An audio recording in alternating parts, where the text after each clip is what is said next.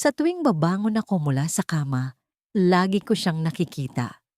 Nakatayo siya sa tabi ng bintana, nakatingin sa akin, palaging tahimik.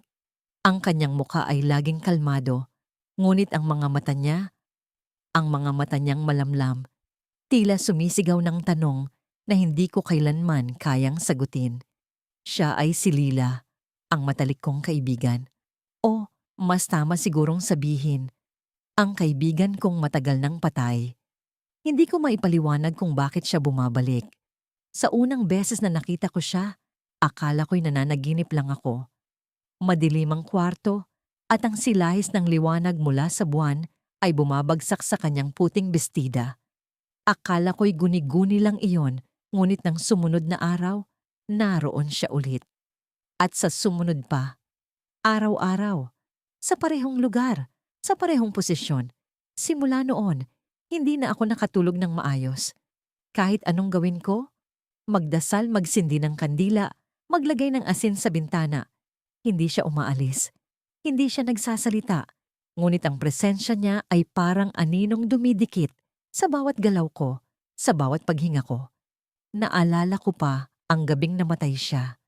2 taon na ang nakakaraan, ngunit parang kahapon lang nangyari.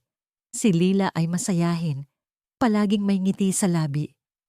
Pinagsesilusan siya ng marami dahil sa natural niyang ganda. Ngunit para sa akin, siya ang pinakamatapat na kaibigan na maaari kong hilingin. Hanggang sa gabi ng aksidente, nagpunta kami sa isang party. Hindi ko talaga gusto ang mga ganitong pagtitipon, ngunit si Lila ang nagpilit. Mabubuhay ka rin kahit minsan, sabi niya habang hinahatak ako papasok sa kwarto na puno ng musika at usok.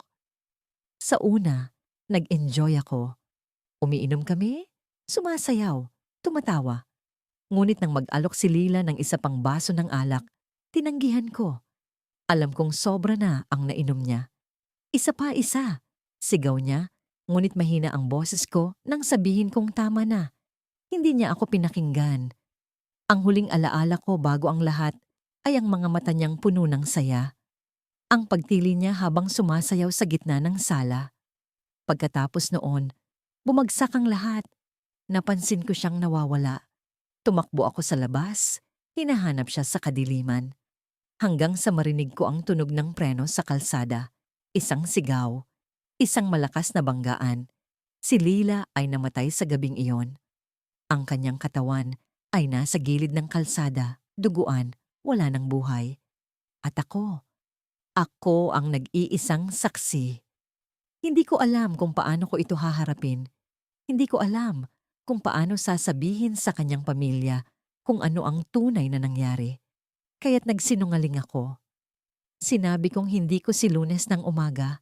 Bumangon ako nang may bahagyang bigat sa dibdib.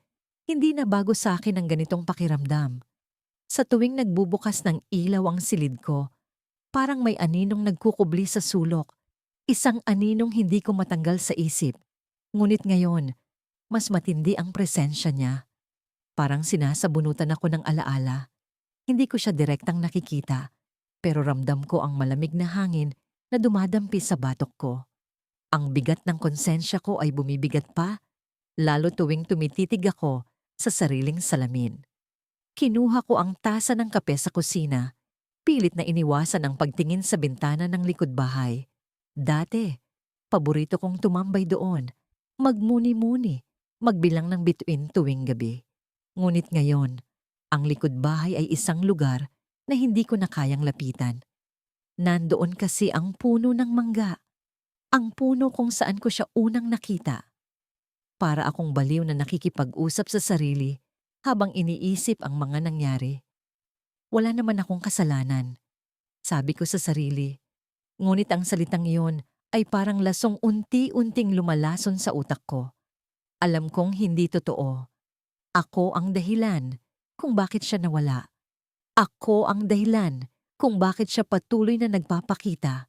Siya, si Clara, ang dating matalik kong kaibigan, ang babaeng minsan kong sinumpa, minsan kong sinaktan, at minsan kong tinraidor. Hindi ko makalimutan ang araw na yon. Ang pagtatalo namin sa ilalim ng puno ng mangga. Ang mga salitang binitiwan ko, ang galit na hanggang ngayon ay hindi ko matanggal sa puso ko. Hindi kita kailangan. Sigaw ko noon, bago siya umalis ng luhaan. Hindi ko alam na yun na pala ang huling beses na makikita ko siyang buhay. Nasa likod bahay ako noong gabi na yon, nagtatago sa dilim. Naririnig ang pag-iyak niya sa malayo. Ngunit mas pinili kong hindi siya lapitan. Nakaramdam ako ng galit, ng inis, ng pagod sa paulit-ulit naming drama. Kaya nang tumahimik ang paligid, hindi ko na inisip kung bakit. Hindi ko inisip kung ano ang nangyari. Nagpanggap akong walang alam, kahit pa may bigat na bumagsak sa puso ko nang hindi siya umuwi kinabukasan. Pagkalipas ng ilang araw, natagpuan ang katawan ni Clara sa ilalim ng parehong puno ng mangga. Sabi nila, nahulog daw siya. Pero alam ko ang totoo. Alam ko ang galit sa puso niya noong gabing yon. Alam ko na ako ang nagtulak sa kanya sa tuluyang paglayo. Hindi man literal, ngunit sapat para mawala siya sa mundong ito. Ngayon, araw-araw siyang narito. Hindi ko alam kung totoong multo siya o kung ang presensya niya ay bunga lang ng konsensya kong hindi ako tinatantanan. Sa tuwing napapatingin ako sa salamin, para bang naroroon siya sa likuran ko? Nakatingin, hindi nagsasalita, ngunit puno ng tanong ang mga mata. Bakit mo ko iniwan? Bakit hindi mo ko sinundan? Bakit mo ko pinabayaan? Dumaan ng 1 linggo at halos hindi ko na kayang umalis ng bahay. Sa tuwing susubukan kong lumabas, lagi kong nararamdaman ang malamig na hangin na tila humahabol sa akin.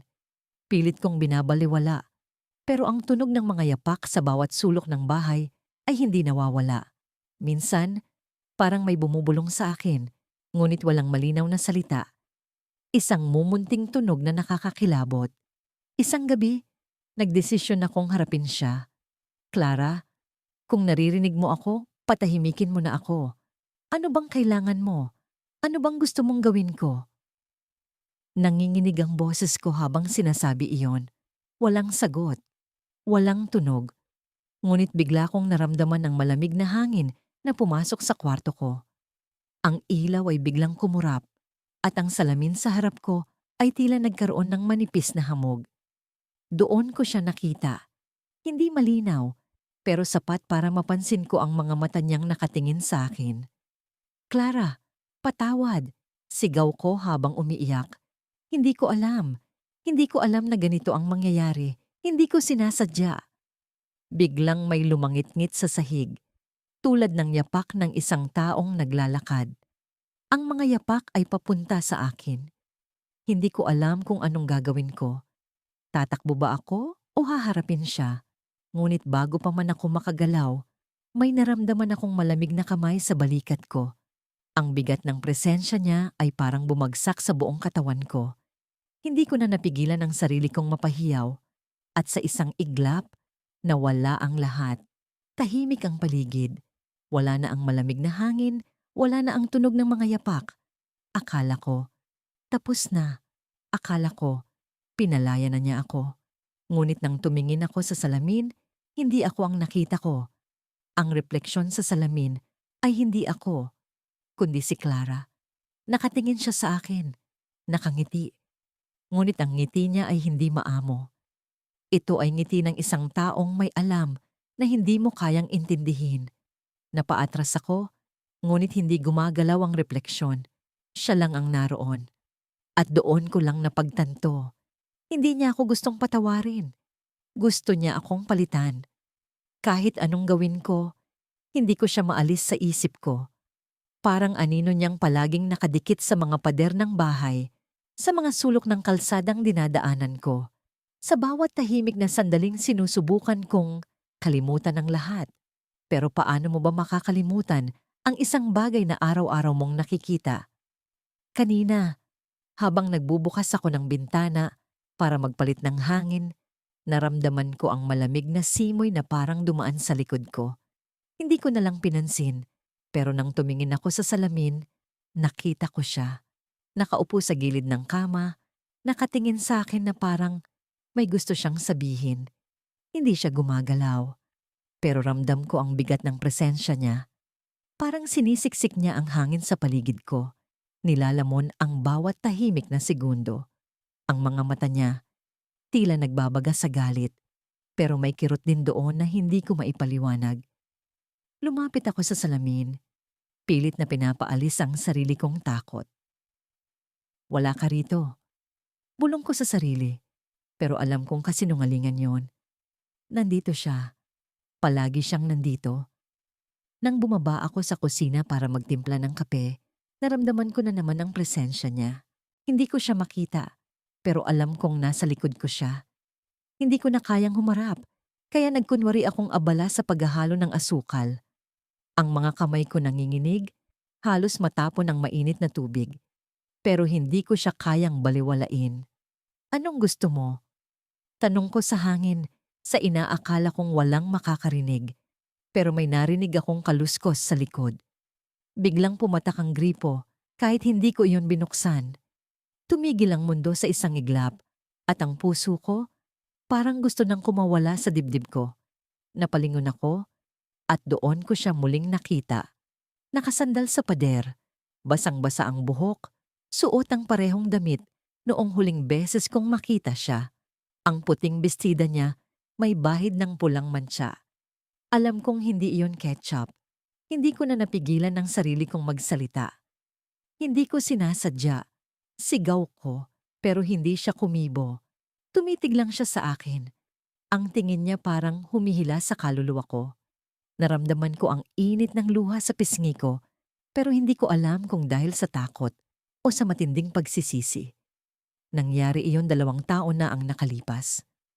Umuulan ng gabing iyon at magkausap kami sa kotse. Nag-aaway kami, tulad ng dati.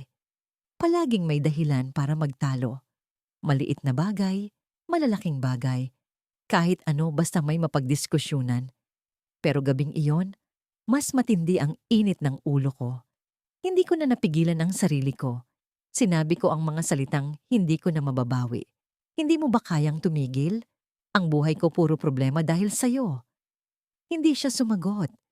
Tumingin lang siya sa akin. Tahimik pero puno ng sakit ang mga mata.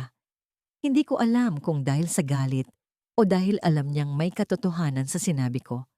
Pagkatapos noon, tumingin siya sa labas ng bintana. Gusto kong bumaba, sabi niya. Huminto ako sa gilid ng kalsada sa ilalim ng ulan. Hindi ko siya pinigilan nang bumaba siya. Akala ko, lilipas din ang galit niya. Akala ko, babalik siya. Pero hindi siya bumalik. Kinabukasan, natagpuan siya sa kanal. Patay, basag ang ulo. Simula noon, hindi na ako nakatulog ng maayos. Parang multo siya hindi lang sa paligid ko, kundi pati na rin sa isip ko. Hindi ko alam kung paano ko haharapin ang katotohanan. Kung hindi na lang sana ako sumigaw. Kung hindi ko sana siya pinabayaan. Kung nagawa ko lang ang tama.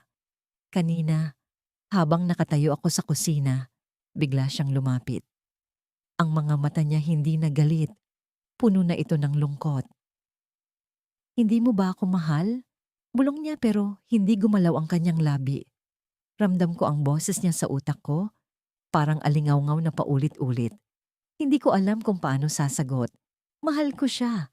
Pero paano mo masasabi yon sa isang taong hindi mo na mailigtas?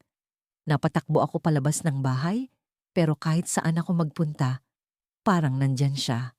Sa bawat madilim na sulok, sa bawat paglingon, naroon siya. Hindi ko alam kung iniisip ko lang siya o talagang sinusundan niya ako. Dumiretso ako sa simbahan, pilit na hinahanap ang sagot. Hindi ko alam kung may makakatulong sa akin.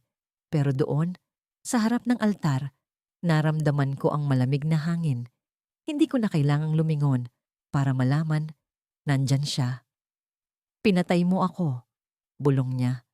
Tumulo ang luha ko sa pagdinig ko sa salitang yon. Alam kong hindi ko siya tinulak.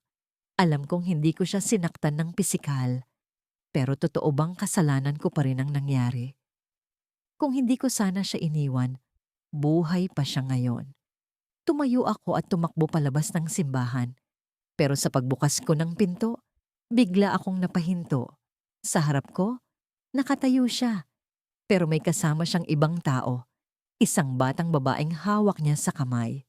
Ang bata, may hawak na pulang laso at nakatingin sa akin ng diretsyo, parang kilala niya ako. Ano to? Tanong ko, nanginginig ang boses. Hindi siya sumagot, pero ang bata ngumiti. Ikaw ang dahilan kung bakit wala na siya, sabi ng bata, habang nilalaro ang laso sa daliri. Napaatras ako, pero hindi ko maialis ang tingin ko sa kanila. Hindi ko alam kung sino ang batang yon, pero bakit parang kilala niya ang lahat ng ginawa ko? Sa araw na yon, bumalik ako sa lumang bahay ng aking lola. Ito ang bahay kung saan unang nagpakita sa akin si Rina o ang anino niya noong nakaraang taon. Katulad ng dati, ang bawat sulok ng lugar na yon ay puno ng alaala. Ang mga halakhak namin noong bata pa kami, ang amoy ng bagong lutong bibingka, ang tunog ng mga hakbang sa kahoy na sahig. Ngunit ngayon, ang bawat tunog at galaw ay tila may banta. Ang bawat sulok ay tila may nakatingin. Ang hangin sa paligid ay malamig, kahit tirik ang araw. Napansin ko ang mga kurtina sa sala na bahagyang gumagalaw, parang may humihila. Hindi ko alam kung ang imahinasyon ko lamang ang gumagawa ng mga senaryong ito o kung talagang may presensya na nagpaparamdam. Ngunit kailangan kong bumalik dahil iniwan ko ang isang bagay dito, isang bagay na hindi ko dapat iniwan. Pagbukas ko ng pintuan, sumalubong sa akin ang alingasaw ng nakaraan. Ang amoy ng lumang kahoy at alikabok ay nagdala ng bigat sa aking dibdib. Sa bawat hakbang ko papasok, naririnig ko ang tunog ng sapatos ko sa sahig na tila mas malakas kaysa dati. Parang sinasadya ng bahay na paalala sa akin ang bawat galaw ko, ang bawat kasalanan ko. Ang pakay ko lang naman ay ang kahon na iniwan ko sa ilalim ng kama sa lumang kwarto. Ang kahon na may mga sulat, litrato at isang bagay na hindi dapat napunta sa akin. Ang bagay na yon ay pag-aari ni Rina. Sa loob ng kahon, naroon ang kwintas na madalas niyang suot noong buhay pa siya. Ang kwintas na hindi ko sinasadyang kunin noong gabing iyon. Ang gabing iyon na hindi ko na makalimutan. Habang papunta ako sa kwarto, naramdaman ko ang bigat ng tingin ng mga lumang larawan sa dingding. Pamilyar ang mga mukha, ngunit ang mga mata nila ay tila buhay, lalo na ang larawan ni Rina. Ang ngiti niya sa litrato ay hindi tulad ng dati. Tila may alam, tila may galit. Pagpasok ko sa kwarto, naroon ang kama. Ang kama kung saan kami madalas magkwentuhan noong bata pa kami. Ngunit ngayon, parang may ibang presensya sa kwarto. Ang mga anino sa paligid ay gumagalaw ng kakaiba. Parang may sariling buhay.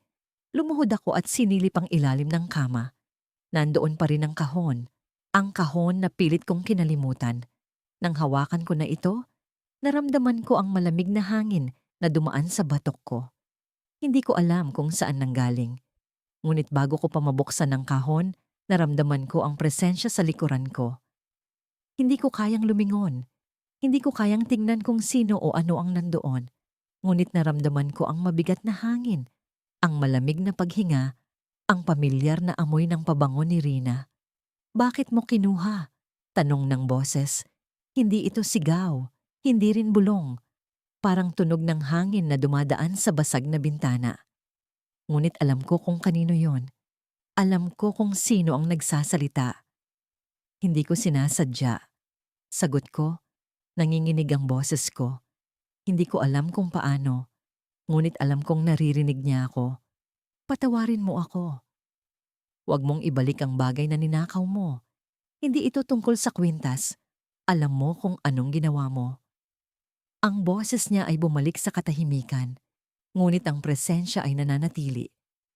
Hindi ko alam kung paano ko nagawang tumayo at lumabas ng kwarto, ngunit nagawa ko. Dala ko ang kahon, dala ko ang bigat. Ngunit habang papalabas ako ng bahay, napansin ko ang isang bagay na hindi ko napansin kanina. Ang kurtina sa sala ay wala na sa lugar nito. Ang bintana ay bukas. Kahit na isinarado ko ito noong pumasok ako. Sa ilalim ng bintana ay may isang bagay na nakakagulat. Isang piraso ng papel. Pinulot ko ito. At nang tignan ko ang sulat kamay, nanlamig ang buong katawan ko. Kilala ko ang sulat kamay na yon. Kay Rina, ang papel ay may nakasulat na isang linya. Alam ko kung ano ang ginawa mo. Mabilis na tumakbo ang mga alaala sa utak ko. Ang gabing iyon, ako at si Rina, ang away namin, ang pagtulak ko sa kanya, ang pagkahulog niya sa hagdanan. Hindi ko sinasadya, hindi ko ginusto. Ngunit alam ko, ako ang dahilan. Ako ang may kasalanan. Sa pagkataranta, iniwan ko ang papel at tinakbo ang pintuan palabas. Ngunit habang papalabas ako, naramdaman ko ang isang bagay na malamig na dumapo sa braso ko. Nang lumingon ako, wala namang tao. Ngunit may marka ng kamay sa balat ko. Malinaw, malamig, at pamilyar. Pagdating ko sa labas, hindi ko na alam kung paano ako nakarating sa sasakyan. Nanginginig ang buong katawan ko, ngunit hindi ko magawang bitawan ang kahon. Ang kahon na parang may sariling buhay. Ang kahon na parang humihinga. Paglingon ko sa bintana ng bahay, naroon siya. Si Rina, nakatingin sa akin mula sa loob. Ang mata niya ay puno ng galit, ng lungkot, ng tanong. Ngunit bago pa man ako makapag-isip kung paano siya nakita, naglaho siya. Katulad ng hangin, ngunit iniwan ng bigat sa paligid. At sa likod ng sasakyan, naramdaman ko ang malamig na presensya. Hindi ko alam kung paano, ngunit alam kong hindi ako mag-isang uuwi. Ang mga ilaw sa kalsada ay kumikislap sa basang semento. Madilim ang paligid, ngunit ang alingawngaw ng aking mga hakbang ay parang mga sigaw na bumabasag sa katahimikan. Ang lamig ng hangin ay parang mga kamay na dumadampi sa aking balat, nanunuot sa aking kalamnan. Sa bawat paghinga, nararamdaman ko ang bigat ng alaala, mga alaala na pilit kong nililibing, ngunit patuloy na bumabangon. Nakauwi ako nang halos hindi ko namamalayan. Ang bahay ay tila isang pugad ng anino. Ang mga kurtina ay nakababa. Ang bawat sulok ay puno ng dilim. Ngunit naroon siya, siya na hindi ko maitatanggi, hindi ko matatakasan. Nakaupo siya sa lamesa, tahimik, nakatingin sa akin. Ang mga mata niya ay tila mga hukay na walang hanggan. Sumisilip sa mga lihim na ayaw kong ipakita. "Ba't ka nandito?" Tanong ko, kahit alam kong walang sagot na darating. Walang paggalaw, walang tunog mula sa kanya. Ngunit ang presensya niya ay sapat na para guluhin ang bawat hibla ng aking pagkatao. Hindi ko alam kung ano ang mas nakakakilabot, ang tahimik niyang pagmamasid o ang bigat ng konsensya na dala ko. Lumapit ako, nanginginig ang mga kamay. Ang bawat hakbang ay parang paglalakad sa isang tulay na malapit ng bumigay. Sa wakas, narating ko ang lamesa. Ang mga mata niya ay nanatiling nakatutok sa akin, ngunit hindi siya gumalaw. Ang isang tasa ng kape ay nasa harapan niya. Hindi ko na matandaan kung kailan ko iyon inilagay. Ang singaw nito ay parang usok mula sa isang sunog. Sumisingaw sa hangin, ngunit hindi naglalaho. Wala akong intensyong mangyari iyon. Bulong ko sa kanya. Halos hindi ko marinig ang sarili kong boses. Hindi ko sinasadya. Habang nagsasalita ako, naramdaman ko ang pag-ikot ng mundo sa paligid. Ang mga pader ng bahay ay parang lumalapit. Pinipiga ako sa gitna. Ang amoy ng kahoy at lumang pintura ay biglang naging mas matapang, mas nakakasulasok. Alam kong hindi ko siya mapapakiusapan, hindi ko siya mapapalaya. Biglang tumayo siya. Napaatras ako, halos mahulog ang upuan na hawak ko para sa suporta. Ang bawat galaw niya ay parang isang alon na tumatama sa akin, hinahampas ang bawat bahagi ng aking pagkatao. Ang mga mata niya, na minsang puno ng buhay, ngayon ay punong-puno ng tanong, mga tanong na hindi ko kayang sagutin. Ang kanyang bibig ay gumalaw, ngunit walang lumabas na salita. Paano ka sasagot sa isang tanong na hindi mo naririnig? Paano mo ipapaliwanag ang isang bagay na pilit mong ikinukubli kahit sa sarili mo? Sinubukan kong tumulong. Sabi ko, mas malakas na ngayon. Sinubukan kong pigilan yon, pero huli na. Ang imahe ng gabing iyon ay bumalik sa akin. Ang gabi kung saan sinira ko ang lahat. Ang ulan, ang sigawan, ang pag-ikot ng sasakyan. Ang mga mata niya, puno ng takot, bago siya tuluyang nawala. Hindi ko alam kung paano ko haharapin iyon, kaya tumakbo ako. Iniwan ko siya. Iniwan ko ang lahat. Ngunit narito siya ngayon. Hindi para magalit, hindi para magpatawad. Narito siya para ipaalala sa akin ang bigat ng ginawa ko. Ang bigat ng pagkawala. Alam kong hindi ko na mababawi ang nangyari. Bulong ko, ang luha ay unti-unting bumabagsak sa aking pisngi. Pero ano ang gusto mong gawin ko? Ano ang gusto mong mangyari? Tahimik siya. Ngunit ang tahimik na yon ay parang isang sigaw na bumabasag sa aking dibdib. Hindi ko alam kung paano ko siya mapapalayas. Hindi ko alam kung paano ko mapapalaya ang sarili ko. Sa isang iglap, lumapit siya sa akin. Napaatras ako, ngunit ang likod ko ay tumama sa malamig na dingding. Ang mga kamay niya ay halos abot na ang aking mukha, ngunit hindi niya ako hinawakan. Sa halip, dumukwang siya, malapit na malapit, sapat para maramdaman ko ang malamig na hangin na nagmumula sa kanya. Bakit mo ako iniwan? Tanong niya. Sa wakas, ang boses niya ay parang isang bulong mula sa ilalim ng lupa. Mahina ngunit puno ng galit, puno ng lungkot. Hindi ko alam kung paano sasagot. Ang mga salita ay naipit sa aking lalamunan. Ang puso ko ay parang sasabog. Sa wakas, nang makahanap ako ng lakas, sumagot ako. Dahil natakot ako. Dahil hindi ko alam kung paano haharapin ang nangyari. Tahimik siya ulit. Ngunit ang tanong na yon ay patuloy na umalingaw-ngaw sa paligid. Bakit ko siya iniwan? Bakit hindi ko siya tinulungan? Ang sagot ay simple, ngunit masakit. Ako ang may kasalanan. Ako ang dahilan kung bakit siya narito. Kung bakit siya patuloy na bumabalik.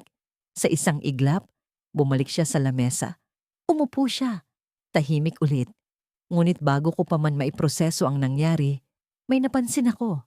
Ang tasa ng kape sa harapan niya, wala na itong laman. Ang singaw nito, na kanina'y palaging naroroon, ngayon ay nawala na. Napahawak ako sa dibdib ko, sinusubukang pigilan ang takot na unti-unting gumagapang sa akin. Ngunit bago pa ako makagalaw, narinig ko ang isang tunog mula sa likod ko. Isang pinto, dahan-dahang bumukas. Paglingon ko, naroon siya ulit. Ngunit hindi siya nag-iisa. Sa likod niya ay may isa pang anino. Isang anino na pamilyar, ngunit mas nakakakilabot. Ang mga mata ng bagong presensya ay nakatingin din sa akin. Puno ng galit, puno ng tanong. At sa sandaling iyon, alam kong hindi pa tapos ang lahat. Ang gabi ay tahimik, ngunit hindi ako mapakali.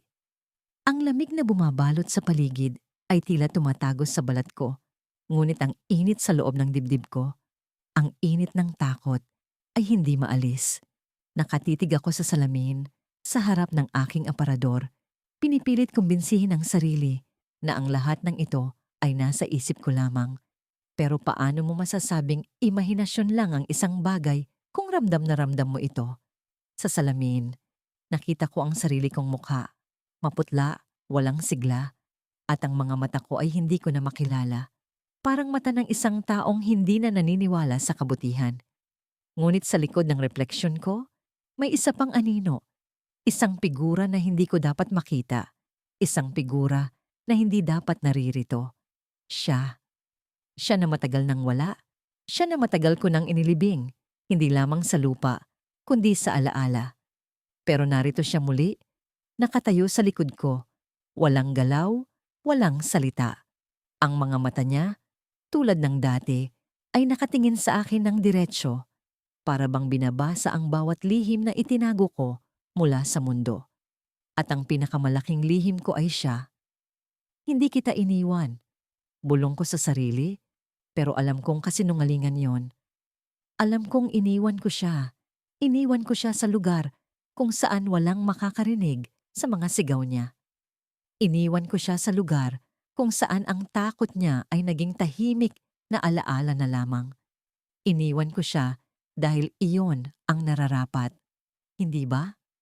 Lumapit ako sa salamin. Sinubukan kong hawakan ang mukha ko, pero ang mga kamay ko ay nanginginig. Ang figura sa likod ko ay hindi gumalaw.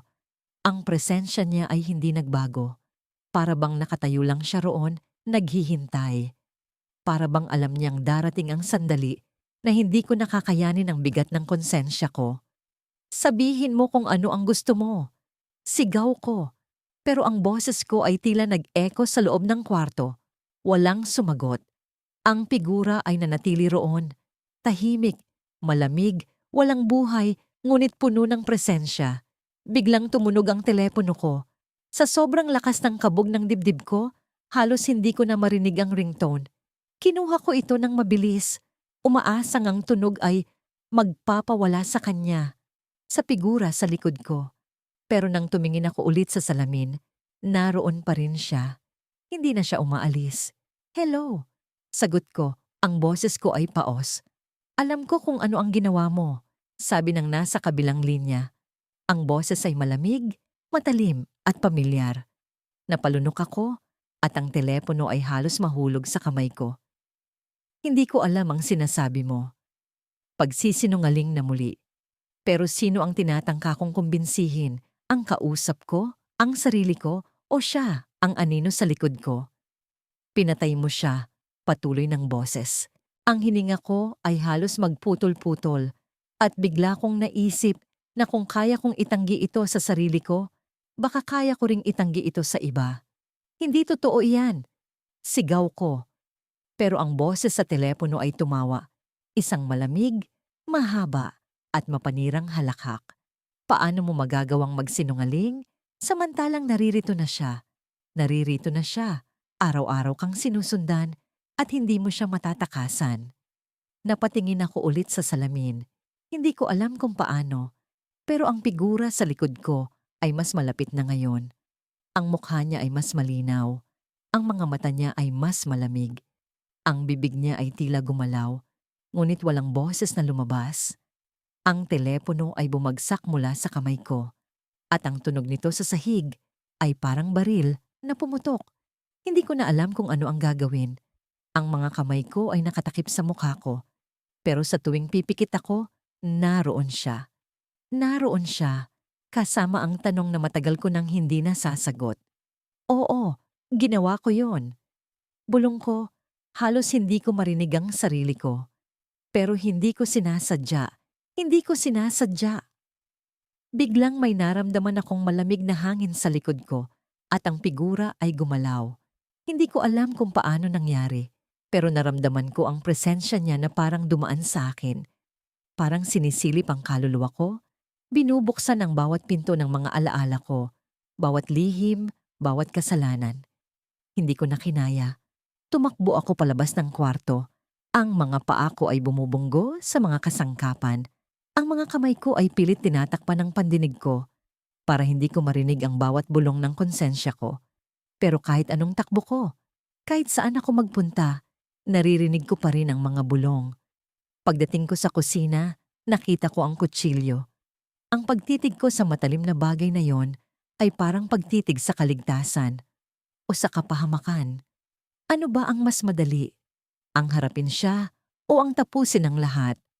Pero bago ko pa mahawakan ng kutsilyo, narinig ko ang isang pamilyar na tunog. Isang tunog na hindi ko inaasahan. Ang tunog ng pintuan sa likod ng bahay na bumukas. Dahan-dahan akong lumingon at doon ko siya nakita. Hindi na siya refleksyon. Hindi na siya anino. Naroon siya, nakatayo sa harapan ko. May hawak na bagay sa kamay. Ang hawak niya ay ang lumang litrato namin. Isang litrato na nawala. Noong araw na nawala siya, hindi siya nagsalita. Pero ang tingin niya sa akin ay sapat na para malaman ko ang sagot. Hindi niya ako iniiwan. Hindi niya ako iiwan kailanman. Hindi ko alam kung kailan ako nagsimulang magising nang bigla sa kalagitnaan ng gabi. Pero parang naging bahagi na ito ng sistema ko. Kagabi, tulad ng inaasahan, nagising ako ng eksaktong 3:00 ng madaling araw. Sa unay tahimik ang paligid. Walang ibang tunog, kundi ang marahang paghinga ko at ang tila pagkaluskos ng hangin sa labas. Pero sa likod ng katahimikan, may kung anong hindi maipaliwanag na bigat na bumalot sa kwarto. Alam kong hindi ako nag-iisa, hindi ko magawang bumangon. Alam kong may nagmamasid, hindi ko kailangang tumingin. Ramdam ko ang presensya niya, ang malamig na hangin sa batok ko, ang bigat sa dibdib ko, ang kilabot sa balat ko. Lahat ng yon ay palaging naroroon tuwing magigising ako sa ganitong oras. Ngunit ngayong gabi, may kakaiba. Mas mabigat ang presensya niya, mas malapit, mas malinaw. Patahimikin mo na ako. Ang bulong ay parang hangin na dumapo sa tainga ko, ngunit malinaw ang laman ng salita. Bumilis ang tibok ng puso ko, nanuyo ang lalamunan ko, at hindi ko magawang gumalaw. Alam ko ang boses na yon, kahit pa matagal na siyang wala. Si Leila. Siya ang hindi ko maaring makalimutan, kahit papilit kong itinatago ang lahat. Alam kong hindi niya ako pinapatawad. At paano nga ba niya magagawa? Ako ang dahilan kung bakit siya namatay. Ang kwarto ay tila lumiit, nagdilim. Walang ilaw, ngunit napansin ko ang anino sa sulok. Hindi ito dapat naroon. Sa sulok na yon ay may hugis ng tao, nakatayo. Hindi ko magawang tanggalin ang tingin ko sa aninong yon. Ang mga yapak ko'y marahang humaplos sa malamig na sahig ng lumang bahay. Ang mga bintana'y bahagyang nakabukas. Nilulusot ng banayad na hangin ang kurtina. Parang may nagmamasid sa akin mula sa labas. Naalala ko ang sinabi ni Mama noon. Ang bahay ay may alaala. Hindi mo maitatago ang sekreto, anak. Noon, hindi ko siya pinansin. Akala ko'y isa lang yun sa mga kwentong bayan na gusto niyang ipasa sa akin. Pero ngayon, ramdam ko ang bigat ng bawat salita niya. Ang mga dingding ng bahay ay tila may mata. Sumasama sa bawat galaw ko, sa bawat paghinga. Isang buwan na mula nang bumalik ako sa bahay na ito. Isang buwan ng araw-araw kong nakikita si Angela. Si Angela, ang babaeng matagal nang patay. Hindi ko alam kung totoo siya o bunga lang ng gulo sa isip ko. Pero hindi ko pwedeng tanggihan ang presensya niya. Lagi siyang naroon, sa sulok ng kwarto, nakatayo, nakatitig sa akin. Ang kanyang buhok ay basa, ang kanyang mga mata ay mapupungay na parang hindi pa siya natutulog ng maraming taon. Hindi siya nagsasalita, hindi siya gumagalaw. Pero nararamdaman ko ang bigat ng bawat titig niya, parang hinihila ako pabalik sa nakaraan. May mga gabi na sinusubukan kong huwag siyang pansinin. Pinipilit kong isipin na hallucination lang siya, isang piraso ng aking konsensya na nag-aanyong multo. Pero kahit ipikit ko ang mga mata, nararamdaman ko pa rin siya. Parang ang bigat ng hangin sa paligid ko. Parang may pumipigil sa akin na huminga. Isang gabi, naglakas loob akong magsalita. Angela, bulong ko. Kahit nanginginig ang boses ko. Ano bang gusto mo? Ano bang kailangan mo sa akin? Hindi siya sumagot. Nakatitig lang siya. Pero parang may gumalaw sa kanyang labi. Isang bahagyang ngiti na tila nanunuya. Hindi ko siya kayang lapitan. Ang bawat hakbang papunta sa kanya ay parang may bakal na nakatali sa aking mga paa. Pero alam kong hindi ako makakatakas. Alam kong hindi ko siya maiiwan. Kahit saan ako magpunta, siya ang anino ng kasalanan ko, ang multo ng ginawa ko. Hindi ko na kayang itago ang lahat. Ang alaala ng gabing iyon ay paulit-ulit na bumabalik sa akin, parang sirang plaka. Si Angela, umiiyak, nagmamakaawa. "Huwag mo akong iwan," sabi niya, pero bingi ako sa kanyang mga pakiusap. Ang galit ay tila naging apoy sa loob ko. Lumamon sa lahat ng pakiramdam ko. Hindi ko na maalala ang eksaktong mga salita, pero alam kong may sinabi ako na tumapos sa lahat. At pagkatapos, ang katahimikan, ang nakakatakot na katahimikan. Hindi ko na siya nakita ulit pagkatapos ng gabing iyon. Hindi hanggang ngayon. Bakit siya bumalik? Para iparamdam sa akin ang sakit na iniwan ko? Para paalalahanan ako na hindi ko siya maaaring kalimutan? O may mas malalim pang dahilan? Sa bawat araw na dumadaan, mas lalong bumibigat ang presensya niya. mas lalong nagiging malinaw ang kanyang anyo. Parang sinasadya niyang ipakita sa akin ang bawat detalye. Ang kanyang basang damit, ang kanyang maputlang balat, ang mga mata niyang puno ng hinanakit. Kanina, habang nag-aalmusal ako, naramdaman kong may gumalaw sa likuran ko. Hindi ko na kailangang tumingin. Alam kong siya yon. Ang malamig na hangin ay dumaan sa batok ko, parang may humihinga sa likod ko. Hindi ko na kinaya. Tumayo ako, itinulak ang mesa, at sumigaw. Ano ba? Ano bang kailangan mo sa akin? Sa wakas, gumalaw siya. Ang kanyang ulo ay unti-unting tumagilid. Ang kanyang tingin ay nanatiling nakatuon sa akin. Hindi mo ako iniwan. Bulong niya. Ang boses niya ay parang hangin na pumapasok sa mga bitak ng pader. Ikaw ang nagtulak sa akin. Halos hindi ako maksa tuwing dumadaan ako sa pulang pintuan ng aming lumang bahay. Palaging may bumubulong sa hangin. Mahina, pero malinaw. Hindi ka makakaligtas. Sa unay inakala kong guni-guni lamang ito. Baka epekto ng puyat, ng konsensya kong hindi matahimik. Pero sa paglipas ng mga araw, naging mas malakas, mas malupit ang tinig. Hanggang isang gabi, nang hindi ko sinasadyang makatingin sa salamin sa pasilyo, nakita ko siya. Siya, si Clara.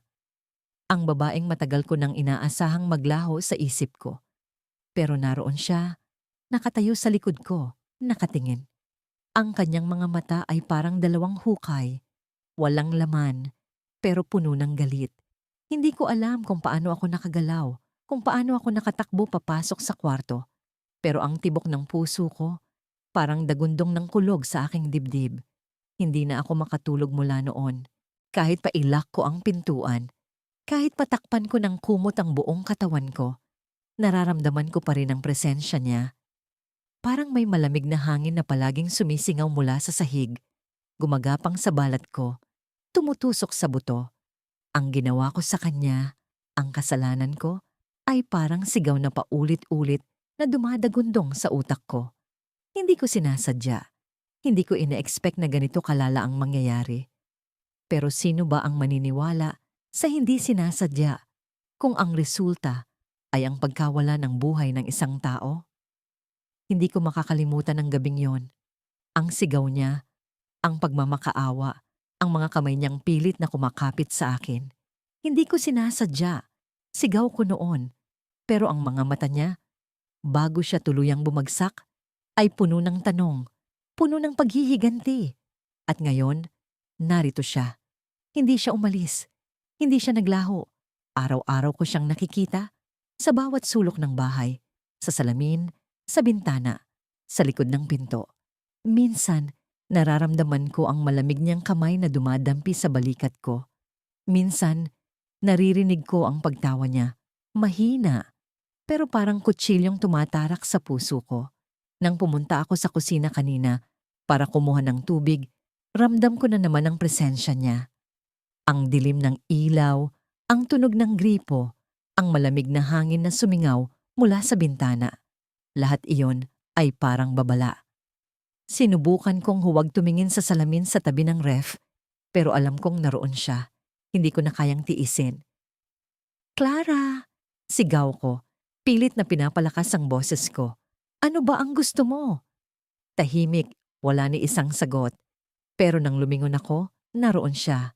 Sa loob ng salamin, nakatingin, nakangiti. At sa likod ng nangiting yon, may galit na hindi ko maipaliwanag. Hindi ko na alam kung paano ako nakarating sa hagdan, kung paano ako nakabalik sa kwarto. Ang alam ko lang, hindi ko siya kayang labanan. Ang kasalanan ko, ang ginawa ko, ay parang bakal na nakatali sa leeg ko. Hindi ko na ito matatakasan. Sinubukan kong magdasal, pero anong silbi ng dasal kung ang kasalanan ko ay mas mabigat kaysa sa kahit anong panalangin? Sinubukan kong magsindi ng kandila, magpatugtog ng musika, magpakalma. Pero lahat ng yon ay walang saysay. Sa bawat pagpatay ko ng ilaw, sa bawat pagsara ko ng mata, naroon siya. At sa tuwing magigising ako, mas malapit siya. Mas ramdam ko ang galit niya. Pero kaninang umaga, may kakaibang nangyari. Habang nagbabalik ako sa kusina para magtimpla ng kape, naramdaman ko ulit ang malamig na hangin. Pero hindi lang yon. May tunog na sumingaw mula sa sahig. Parang pagkaluskos ng mga paa. Hindi ko alam kung bakit. Pero sinundan ko ang tunog. Dinala ako nito sa pinto ng basement. Ang pinto na matagal ko nang hindi binubuksan. Ang pinto kung saan naroon ang lihim na pilit kong nililibing. Nanginginig ang mga kamay ko habang binubuksan ang pinto. Ang bawat tunog ng kalawang na hingis ay parang sigaw ng babala. Pero hindi ko napigilan ang sarili ko. Bumaba ako. Ang dilim, ang amoy ng lumang kahoy, ang malamig na hangin. Lahat iyon ay parang multo ng nakaraan. Sa ilalim ng hagdan, naroon ang kahon. Ang kahon na matagal ko nang iniwasang makita. Ang kahon kung saan naroon ang sagot sa lahat ng takot ko. Habang binubuksan ko ang takip nito, naramdaman ko ang malamig na hangin na parang sumingaw sa buong paligid. Sa loob ng kahon, naroon ang lumang damit ni Clara, ang damit na suot niya nung gabing iyon. Ang damit na puro dugo, puro takot. Kasabay ng pagtitig ko sa damit, narinig ko ang tunog ng mga yapak. Mula sa likod ko, paglingon ko, naroon siya. Hindi ko alam kung paano, pero naroon siya. Hindi na sa salamin, hindi na sa imahinasyon ko. Sa harapan ko, ang mga mata niya ay puno ng galit. Ang bibig niya ay nakangiti. Pero ang ngiti ay parang lason. At bago pa ako makasigaw, naramdaman ko ang malamalamig, ang simoy ng hangin. Nang lumabas ako sa bahay, ang tahimik ng paligid. Ngunit ramdam ko ang bigat sa dibdib ko na parang may nakatayo sa likuran ko. Palaging nagmamasid. Hindi ko alam kung paranoia lang ba ito o totoo, pero hindi ko na mabilang kung ilang beses ko siyang nakita. Siya na dapat ay nasa ilalim ng lupa. Naglakad ako papunta sa tindahan para bumili ng kape. Hindi ko alam kung bakit, pero sa tuwing ginagawa ko ito, palaging bumabalik sa akin ang mga alaalang pilit kong tinatabunan. Nandito ako sa lugar kung saan kami madalas magkasama. Dito mismo, nag-umpisa ang lahat. Ang mga tawanan, ang mga plano namin sa buhay, ang mga pangakong binitawan ko na hindi ko natupad. Pagdating ko sa tindahan, may matandang babae na nakaupo sa bangketa. Nakatingin siya sa akin. Tuwid ang kanyang tingin, na parang may alam siya tungkol sa akin. Hindi ko siya kilala, pero ang paraan ng pagkapako ng mga mata niya sa akin ay nagbigay ng kakaibang lamig sa aking batok. Iniwas ko ang tingin at pumasok sa tindahan. Isang sachet ng kape. Sabi ko sa tindero, pilit na pinapakalma ang sarili. Hindi ko alam kung bakit, pero parang mabigat ang bawat galaw ko. Habang hinihintay ko ang sukli, napansin ko ang salamin sa gilid ng tindahan. Nandoon siya, nakatayo sa tabi ko. Ang mga mata niya, malungkot ngunit matalim, tulad ng huling beses na nakita ko siya bago siya nawala. Nawala ang boses ko. Hindi ko magawang gumalaw. Gusto kong tumakbo, ngunit ang mga paa ko ay parang nakatali sa sahig. Paglingon ko, wala siya roon. Ngunit alam kong nakita ko siya. Hindi ito imahinasyon. Nararamdaman ko ang mabigat na presensya niya kahit saan. Paglabas ko ng tindahan, muling nakatingin sa akin ang matandang babae. Sa pagkakataong ito, nagsalita siya. Ang bigat ng dala mo, Hija. Hindi ka ba napapagod? Napatingin ako sa kanya. Hindi alam kung paano sasagutin ang tanong niya. Hindi ko siya kilala, ngunit parang alam niya ang lahat tungkol sa akin. Hindi ko alam kung ano ang ibig niyong sabihin. Sagot ko, pilit na sinungaling. Ngunit ngumiti siya sa akin, isang ngiting hindi ko maintindihan. Hindi ito mabait, hindi rin masama. Ang mga patay, hindi naglalakad sa mundo ng walang dahilan. Bigla akong napaurong. Hindi ko siya pinansin at nagmadaling umalis. Ang mga hakbang ko ay mabilis, ngunit parang ang bawat tunog ng takong ng sapatos ko sa kalsada ay sumisigaw sa katahimikan ng gabi. Hindi ko na natiis ang presensya niya. Hindi ko na natiis ang sarili ko. Pagdating ko sa bahay, isinara ko ang pinto at nilock ito. Hinubad ko ang jacket ko at naupo sa sofa. Pilit na binabaliwala ang kaba sa dibdib ko. Ngunit hindi ko na kayang magpanggap. Hindi ko na kayang magkunwari na okay ako. Nandito siya. Kahit saan ako magpunta, nararamdaman ko siya. Sa corner ng sala, may anino. Hindi ko alam kung guni-guni lang, ngunit sigurado akong may gumalaw doon. Tumayo ako at lumapit. Pilit iniisip na baka ilaw lang ito o kung anumang bagay. Ngunit nang sumilip ako sa sulok, naroon siya. Nakatingin sa akin. Malayo ang tingin, ngunit puno ng galit ang kanyang mga mata. Ang mukha niya, basang-basa ng dugo, tulad ng huling beses na nakita ko siya. Ano pa bang gusto mo? Tanong ko ng pabulong, hindi ko alam kung may makakarinig.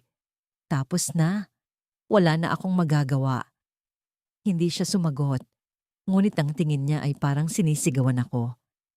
Ang mga mata niya, parang nagsasabing alam niya ang lahat ng ginawa ko, lahat ng kasinungalingan ko, lahat ng pagtatakip ko. Hindi ko alam kung kailangan ko bang humingi ng tawad o magtago na lang. Tumakbo ako patungo sa kwarto at isinara ang pinto. Ngunit kahit dito, ramdam ko ang presensya niya. Ang bigat ng hangin, ang malamig na dampi sa balat ko, ang pakiramdam na hindi ako nag-iisa.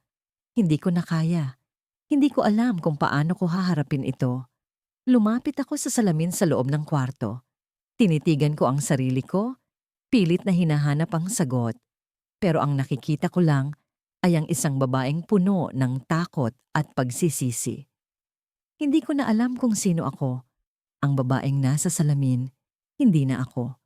Sa likod ng salamin, may gumalaw. Hindi ko alam kung tama ang nakikita ko, ngunit sigurado akong may anino roon. Hindi akin. Ang mga mata ko ay nanlaki. Ang hininga ko ay huminto. Nang tumingin ako ng mas maigi, naroon siya. Hindi ko alam kung paano, pero para siyang nasa likod ng salamin, nakatingin sa akin. At sa isang iglap, ang salamin ay nabasag. Ngunit ang piraso ng salamin ay hindi tumama sa akin. Sa halip, tumayo siya sa harap ko. Buo, nakakatakot, at mas buhay kaysa kailanman.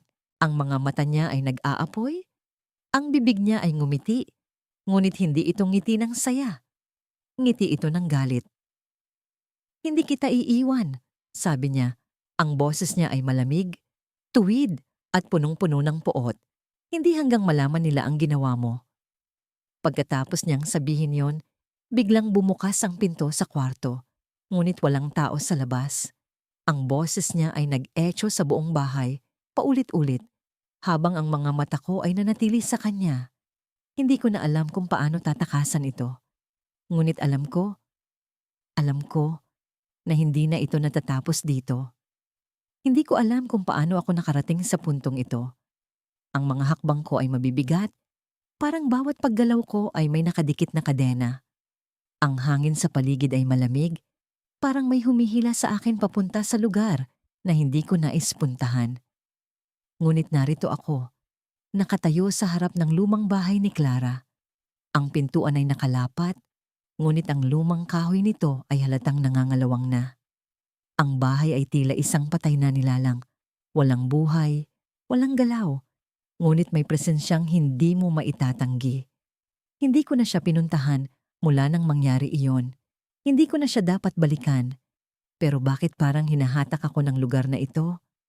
Ang bawat sulok ay puno ng alaala, ng mga ngiti at ng mga lihim. Pumasok ako. Ang sahig ay umingit sa bigat ng aking yapak.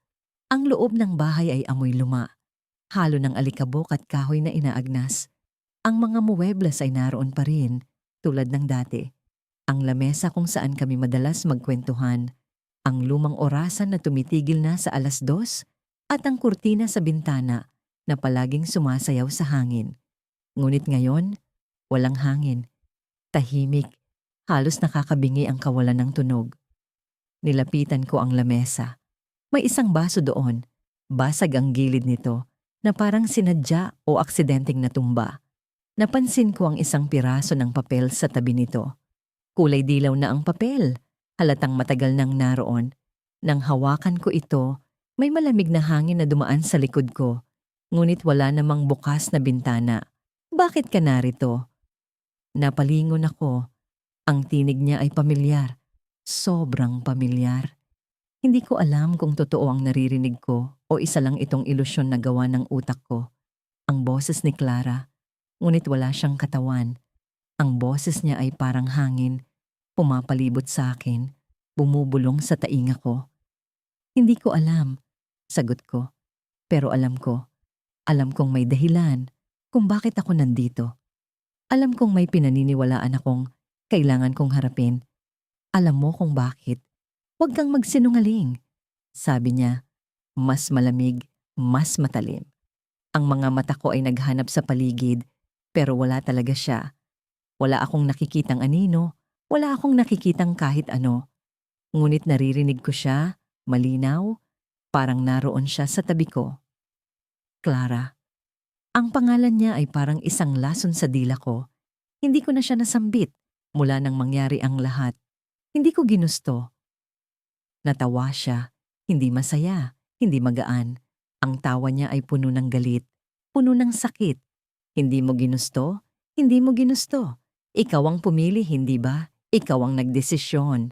Napaatras ako. Ang dibdib ko ay bumibigat, parang nilalamon ako ng sariling konsensya.